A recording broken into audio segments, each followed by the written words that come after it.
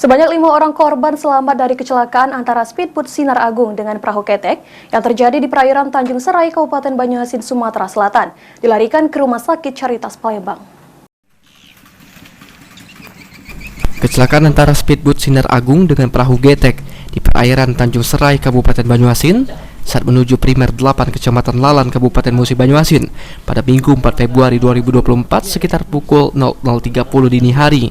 Dari 11 penumpang, 3 korban dinyatakan meninggal dunia, 3 korban hilang dan belum ditemukan, sementara 5 korban lainnya selamat serta mengalami luka-luka.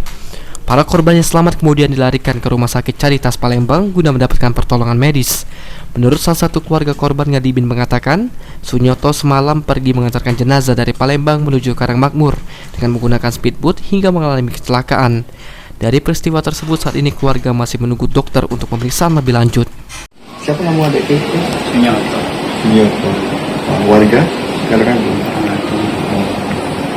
Masuk di sini kapan? Dirawat di rumah sakit ini? Semalam. Semalam. Sekitar jam 3. Kita tahu ya adik kita apa? Masih kuliah. Oh iya, kuliah di Palembang. Berarti dari Palembang naik ke Karangmakmur. Naik speed itu. Iya.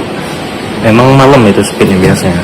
Enggak, itu kan semalam bawa jenazah itu merewangi temannya. Oh, Ya malam.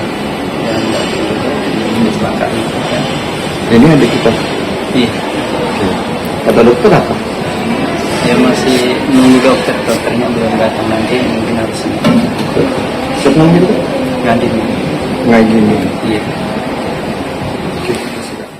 Diketahui para korban lain selamat dalam peristiwa ini yakni Triyono, Junandi, Nando, Sunyoto, dan juga Darno. Namun untuk keempat korban selamat lainnya saat ini sudah pulang dari rumah sakit. Sementara korban Sunyoto sedang mendapatkan perawatan intensif di Rumah Sakit Caritas Palembang dan mengalami luka memar di bagian wajah dan juga tangan. Lutfi, PAL TV.